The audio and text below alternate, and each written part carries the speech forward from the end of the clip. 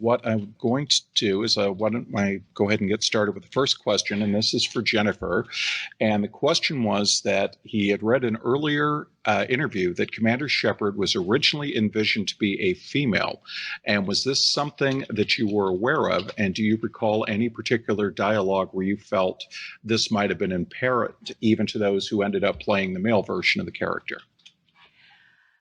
I was not aware that Commander Shepard was originally intended to be female. Or if it was said, it was so far ago in the giant stack of paper in my head that it slipped my memory. Although I doubt I would have forgotten that. What an amazing concept. I love that very much. There are, the beauty of the dialogue of Shepard is that Shepard is just a person. And gender doesn't factor into it. So I can't really identify places where the gender felt apparent in the dialogue, because that's the beauty of Shepard, right? Perfect. And this one is for both of you. And the question was, it's hard to believe that Mass Effect 2 was released in 2010, over a decade ago. How do you feel the story and characters will resonate with new fans of the series? And do you feel the characters as they existed back then are still relatable to a new generation of players? Court, well, I'm giving I you can this speak floor. to. I mean, I think Jack is. It's always relatable. I mean, we recorded that a decade ago, but that resonated for me from when I was a teenager. Her sort of struggles with, overcoming things that have happened to her in her past, and not letting that define her. I think I can speak, generally for the characters that the human struggles that they faced, and non-human struggles are really universal, and it doesn't matter, the time or the place that these are, so relatable to many, many people. So I think I can definitely speak to, Jax being, I have people come up to me all the time and give me that feedback of everything from, thank you for helping, give a character a voice that showed me that I'm not just the sum total of my past, that I'm bigger than those parts. And thank you for, even being an example for like my nieces and my daughters, that they don't have to be this sort of, typical meek woman who doesn't speak her mind, who doesn't have big emotions. That there are women like Jack out there all over the place, and they're normal, average people having normal, average situations. And that just because, you want to cut your hair off, or you're not sort of classically beautiful, or what society deems beautiful, that it in no way lessens your contributions, your beauty, and your worth. I think that's, I think Courtney just touched on one of the deepest things about Mass Effect, is that when BioWare took on this game and created this incredible thing, they were venturing into really unknown territory. The depth that this story goes to, the breadth of the universe, and the commitment to really living the lives of each of these characters, the player characters and the NPCs. And they were deep, full human beings that were so relatable. And I think that is timeless, along with the fact that, again, we have the struggle of the world tearing itself apart and people coming together to save it. And I think now more than ever, we can relate to that. And also the really deep thing of connection, because connection is all over this game. Interpersonal connection and, connection to a cause, all that kind of thing. And especially in the times we've been living in, it's deeply needed, And also what Jen's saying too is that, just to flesh that out a little bit, that everybody has something to contribute, no matter sort of where you're coming from, that, that who you are, you have something to contribute to the greatness of our world of our society. And no matter, how it looks or acts or walks, that everybody has some value in this journey. Yeah. Yeah. Okay, excellent. Now, this one is for Courtney, and the question is that your character is very tough, both physically and emotionally, in Mass Effect 2. Where did you pull your inspiration from in your portrayal of her? And are there any characteristics that you feel you share yourself with the character? I feel incredibly close to Jack. The physical element, I used to box and kickbox when I was younger. I used to train people. I trained in a boxing gym in Oakland where, Mike Tyson would train. I was definitely a very small girl in a very stinky, sweaty, tough boxing gym. And for me, that was a big part of kind of getting over some of the emotional stuff that I was working through from when I was a kid, was to have that physical prowess. And sort of for a time, I think I turned off my brain and made it much more about my, physical training. I was a punk rocker when I was in high school, and I had, I really struggled with, rage issues, interpersonal relationships. I got kicked out of a lot of high schools, and so I could definitely understand the ideas of feeling like your emotions are just so much bigger than you are, and that you are sort of at the mercy of other people. And how do you turn that around? And some people turn it around by, being angry and tough. And it usually is hiding a soft, gooey center. So I really loved that her arc sort of matched mine, and that, she started out tough with a shaved head, which I totally did.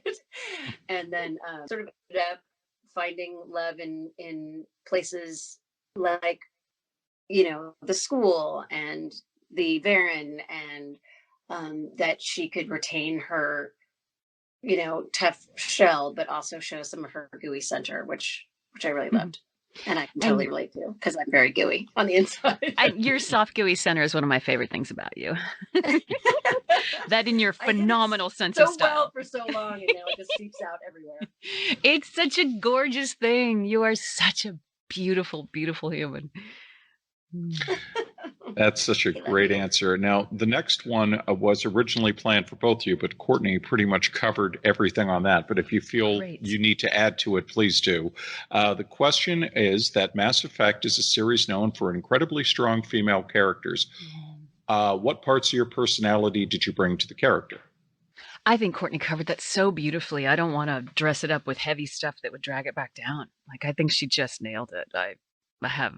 I want to let that stand because it was beautiful. Absolutely. Okay, so for both of you, is there anything that you are particularly excited about in regards to the Legendary Edition that you can share with us? I'm so excited about just how it looks. I mean, one thing people may not know is we did not record any new material for this in terms of voice acting. We did not do that. This is, I think, a dev team tech undertaking, and what they've done with the visuals is so gorgeous, and the music is so gorgeous. And one thing that I did notice is that because it is 10 years later, right? There's such a powerful level of inclusion and representation in what I've seen in the marketing materials, which leads me to believe that, BioWare has been absolutely, once again, in the front of where culture, society, and the world are going. And it's wonderful to see. I'm excited to see sort of touching on what Jen's saying, like, it holds up with the acting and the portrayals of the characters and the, human condition, non-human condition. And this is sort of a love letter to what the technology can do, and how that will be even more immersive. It's just so gorgeous. And just to see, I mean, and also like I love a good before and after in everything. And so I've loved looking at the, you know, how far, I mean, this industry, the technology is, you know, exponentially changing all the time. And in 10, you know, 10 years, it's, I mean, wow, it looks just amazing. So I'm excited to see them show off all of their great skills and how far, you know, things have come in that department.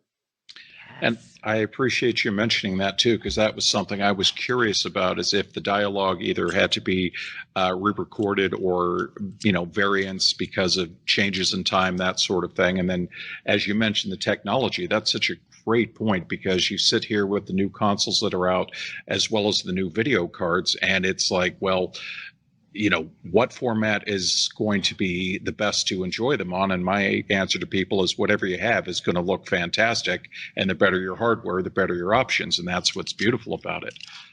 So and it's so great that you know, that this topic and the things that are going on in the game are still pertinent. It just speaks to how great BioWare tells a story, and that it doesn't feel retro. It doesn't feel dated. It's just better looking. Yeah. It's just prettier. And, you know, what a great way for people to kind of step aside and just let the devs like show that. Yeah. I think that's, you know, and us applaud them. Yeah. Gareth, I have a technical question. When's the air date for this?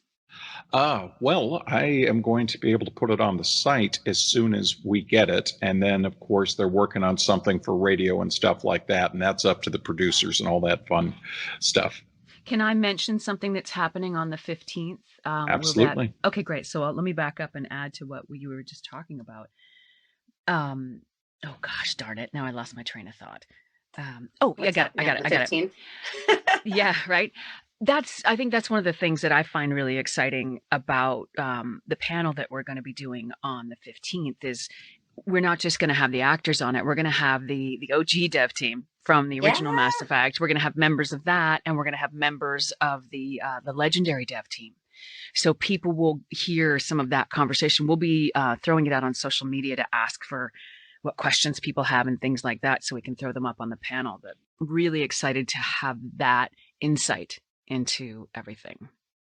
Oh, that is fantastic too, especially as we're still getting things like E3 is going to be online, and, you know, PAX is saying they're going to be in person. But I think this is great that it's allowing people to have not only something they can look forward to, but something they can still connect with. And, you know, I tell people we're still not out of the woods yet, but things are a lot better now than they were a year ago in terms of more accessibility. There's more product coming out, and there's more events happening. And so stuff to get really excited over. Absolutely. Now, the final question that we had, I'm hoping it's not going to put you on the spot too much, but they specifically told me, please ask them this. And I said, okay, I'll ask and we'll go from there. And they said, so this is for both of you. Knowing that not all people who do voice acting in games themselves are gamers, have you played through all 3 games in their entirety? And aside from your own characters, what other characters hold a special place in your hearts? Oh my God. It's documented that I'm horrendous at playing video games. I don't play. And thankfully I spend a significant amount of my time actually doing them. So when I have free time, I need to go out and have a life. So I have something to bring into them when I'm recording. I was made to play Mass Effect 2 once for 1 hour by Tom Bissell, a glorious, glorious human being and an astonishing writer. He was doing a piece on me, and I had to play the game, and it drove me nuts because honestly, as extraordinary as our directors are, and they are extraordinary, these things are huge creations in motion, and we might have all the context in the world when we're recording, but things will be added, things will be tweaked, and there'll be some detail missing inevitably, so that when I watch it back, I go, well, if I'd known that, I would have done it maybe slightly differently. You know, I'm just constantly, I don't need to be that far inside my own performance. Ugh, no. Yeah. And a favorite character other than your own that is special to you, please? You know, I have to say right now, I have a new project coming out. It's been announced, so I can say it. I will say that my current it's hard to pick. It's hard to pick. Like the sheer range is my absolute favorite thing that I get to be everything from Commander Shepard to Princess Morbucks to Cinderella is extraordinary. And I've added something new that goes on the high part of that list, which is Rivet from Ratchet and Clank Rift Apart. Oh, nice. Yeah, and Courtney. I do not play games so much. Mass Effect, I have tried to play, but I generally am player adjacent, and I will sit and watch and direct. So I have seen, cutscenes and sort of sat next to people who have played. But I myself, I have that I get lost really easily, and so it's much easier for me to just sit next to like my boyfriend and be like, go there, do that, touch that, find that. So I guess I'm player assisted. And am I choosing a character that is in Mass Effect or a character that I've played? Anything up to you. Anything up to you. In Mass Effect, I admit it, and I'm not sucking up, but I loved FemShep so much because it meant so much to me, both in the game and out of the game. I was a huge fan of Jennifer Hales before I ever met her. And just the way that she portrayed FemShep, the idea that FemShep was just a person, and that you could play it like Mark, you could play it like Jen, but that she brought,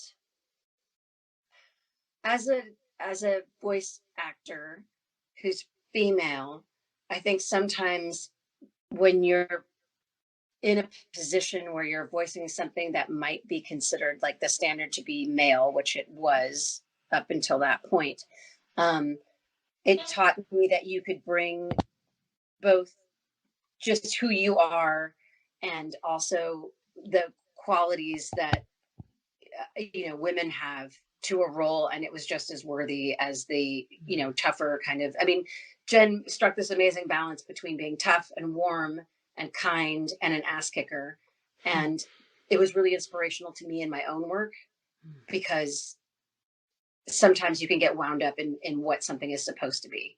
And so it was a wonderful learning experience for me to watch what she did in the game, as well as being a fangirl from before. So, and then outside of that, I'm super excited for stuff that's coming out that I can't talk about. But, Jack is my ringer. So,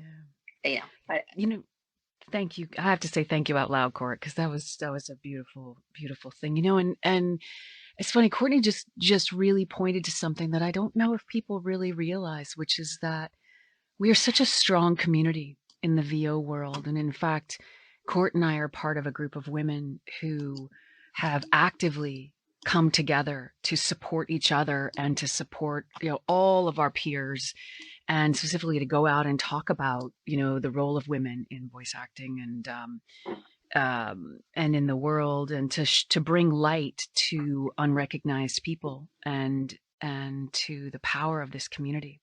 Yeah, we go by What the Vox, and we have a lot of fun, actually, all of us. Yeah. Yeah. But it is, having met Jen, and actually I think that the Mass Effect 3 signing was the night of the drop was the first time I had really spent a lot of time with you. And, what Jen did, I think, broke down the barriers it created a norm for having a female player character. And people were so enamored with her work and what BioWare gave her to work with. It was a really important step, because now, I have reaped the benefits of what she did before me in being able to be a player character in Fallout 4. And I think both the company and both Jen individually as the actor did that for all of us, and all of the fans too, because I think it's so important that the magic of video games is that you don't have to be yourself in the game. you can literally, step into someone else's shoes. You can create a whole other person that's a different gender, a different sexual orientation, a different race, color, creed. And that's so important for promoting empathy and understanding of and fighting kind of otherism. And so I just I get really emotional talking about this game, but I think that the cast and the devs just did an amazing thing for us as a society, and proving how amazing of a tool video games can be.